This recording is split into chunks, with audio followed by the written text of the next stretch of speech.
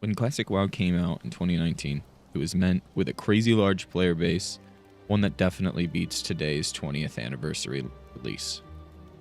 One thing that people did then, and people will always do, is farm gold.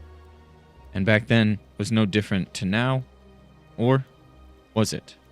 Today I wanted to analyze 3 grind spots that made actual hundreds of gold, but how does it hold up today in 2025 and the anniversary servers that we have? My name's Mincy, and let's check out these spots. Bringing you on over to Western Plaguelands, we are going to be going into the Weeping Cave. Now, in the Weeping Cave, there's going to be loads of thorium. Hopefully you can find Azerothian diamonds, just like myself here, arcane crystals, and dense stone. Now, these are going to be on a 20-minute timer. There's 2 rich thorium veins in here. And obviously, you just saw me loot an oozling bag. Now, the oozing bags have a 2% chance to drop the disgusting oozing. There's 2 types of oozes in the cave. There are devouring oozes, and there are vile slimes. Now, the vile slimes aren't the bad one. The devouring oozes can be a pain in the ass if you do not AoE. So, if you do AoE, you shouldn't really have too much of an issue.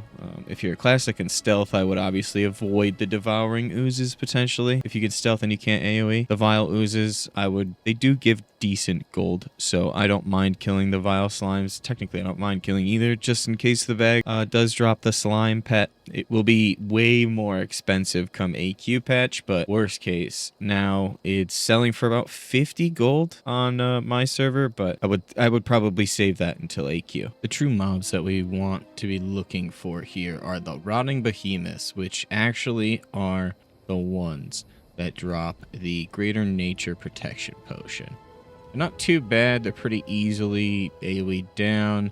Now, it's the problem when you have a patrolling devouring ooze if you're a class that... I mean, I'm a previous warrior and I struggle in here, but I could see rogues with a bit of gear from raid having an alright time. Now, I say previous. I have a Lionheart helmet, I have SGC, I have a Hodge. Like, I put in a lot of time to the warrior. I'm wearing plate gear. I'm not wearing my double star. I'm not wearing my True Strike shoulders. I'm wearing Valor pieces. So I have the 2-set Valor for the extra armor. And nothing fancy besides that. Something that may be different from 2020 to 2025 on a lot of these locations that I didn't like completely utilize, but I didn't have to utilize because early in the morning, and I think so not a lot of layer was needed, but whoever I was layering was also mining the thorium, so sometimes I actually missed out on thorium here. So I actually would have had 0 competition besides the only other person with me. But he kept getting himself layer locked anyways, so I was getting a lot of the nodes as well. But overall, I think this farm was decent. I wouldn't say it is as good as it used to be. I believe the potions back then were hovering around 60 to 70 gold a piece, where right now they're sitting roughly 38 gold a pop. So that's definitely dropped a little bit. I still think this farm is worth it, coming just shy of 100 gold, which is relatively respectable. You know, especially on a class known as a warrior that isn't known to make gold. 100 gold an hour is not bad at all, considering you would have your epic mount done in only a few hours. Moving forward to our second zone, we have Eastern Plagueland Zone, basically the northern part. We're going to be focusing pretty much one mob.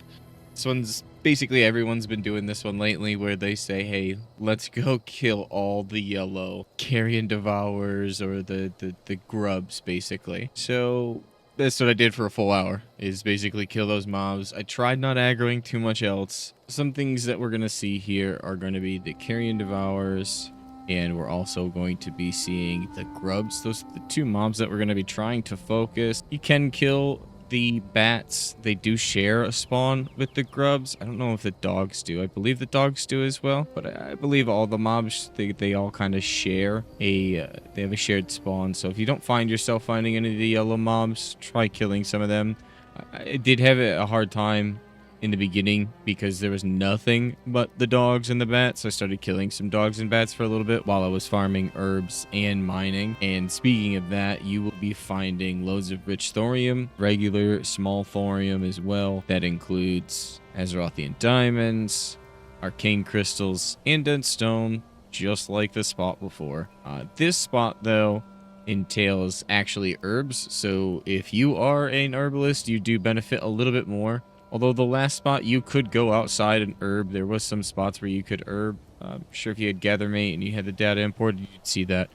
But specifically, this farm is a lot more focused on the acid. So if the larvic acid is actually a decent price, it is worth to go forward and farm this. On my server, it's 6 gold, so it's pretty, bang on average. Sometimes I hit the jackpot and I can just get back to back to back acids. This was a great example of a horrible hour with 1 green selling for 6 gold, actually. Maybe made this hour for me 50 some gold. Unfortunately, just didn't live up to the potential for a warrior. If you're a warrior, I'd skip this one personally. Maybe other classes have a better time with this one. Let's move on to the last spot, and we'll wrap it up from there. Our last spot is going to be an EPO. There's 2 spots that you have to choose from, so technically if one is a little busy and you are stuck on a current layer, you could just go to the other one, but I actually do about 30 minutes at each at this one,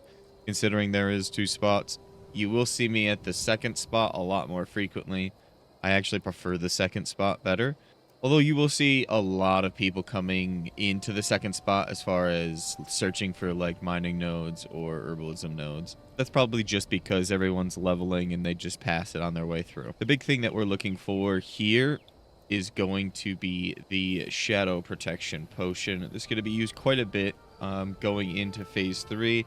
Potentially see it be used in PvP and battlegrounds for extremely sweaty people, although it might be a little bit overkill. The big things to focus on here are going to be the herbs, Chancet Black Lotus, Mountain Silver Sage, Dream Foil, and Plague Bloom. The biggest thing that we need to focus on is actually farming the humanoid mobs here. Flayers, the Crypt Stalkers, they're not mobs that we actually technically want. If you can ignore Crypt Stalkers, go ahead and do so. But the issue is they share a spawn with the humanoids, so it's kind of just better just to kill them anyways. You have a chance at normal loot. I mean, they're in the high end of 56 to 59. I think some might be 60. And like I was saying earlier, this first spot has a lot more space. There's more mobs in general here, but I find that I have more humanoids at the other spot, and that's kind of what we were after. Now, currently the Shadow Protection Potion is only 25 gold on my server, roughly. So if you get a few of these and you don't go dry in any means, then yeah, this isn't actually that bad of a farm. It's pretty chill as well. Most all of these farms are extremely chill. And they're very, very, like, second monitor friendly. Although I've definitely, in the last spot, as a Fury Warrior, sometimes the casters just absolutely melted me. Constant. If there were 2 casters, in a group, if I didn't at least kick 1 Shadow Bolt, I was feeling it. And there was a health pot having to be happened. So just remember that when doing this farm. If you're melee, that may be a little bit weaker. 2 caster mobs that, to full focus the Shadow Mages. Because the Shadow Mages hurt quite a bit with their Shadow Bolt. Now, throughout the whole process, I don't think I actually ended up even getting a Black Lotus, unfortunately, from neither of the farms. I didn't see one. They were done, all 3 of these farms were done at each different times. One was done in the morning, just as I woke up. One was done smack dab in the middle of prime playing time. And then the other one was done late at night. And you can kind of tell where certain things were done. The morning was okay. It wasn't bad. The middle of the day was actually god-awful, and the end of the night was probably one of the better ones, if not was the best one. So I will say at the end of the day, farming time also has a huge factor, as well as what you're farming in a lot of these aspects of these farms. Now, this last farm ended up being around 91 gold total. I ended up getting 1 recipe dropped, which, like I said earlier, was roughly around the 25 gold mark. And as you can see at the beginning of the video, I started off with like barely any gold, and now we're back up to 200 gold, which is a beautiful thing. So that was a gold farm in 2020 that actually still quite works pretty well today in 2025. Is it better? Is it worse? It's arguably worse gold making, but supply and demand are consumables cheaper now compared to 2020? I remember flask being exceptionally expensive, and now I'm paying maybe 30 gold for a flask. Black Lotus is 20 gold a pop instead of hundreds of gold. Are we making more money in theory? Potentially, because we're not spending as much on consumables, but if you're a class that didn't spend as much on consumables anyways, then maybe you won't feel the difference, except for the fact that you have lower gold. I've thought about making this into a mini series. I'm still on the wall about that, but if it's something that you'd like to see revisiting old gold farms in 2025, let me know in the comments down below. We're going to be working on some phase 2 content here shortly, with the phase 2 launching actually today, so that's really exciting. Don't forget to check the description for the recent videos that I've been putting up, as well as the Discord, my Twitch, and Twitter in the description. If you're new, don't forget to subscribe, and if you liked the video, please do like it. This video did take quite a bit of time, at least 3 hours at minimum to farm, and then putting it all together and packaging it up for you. Thank you for watching, and until next time.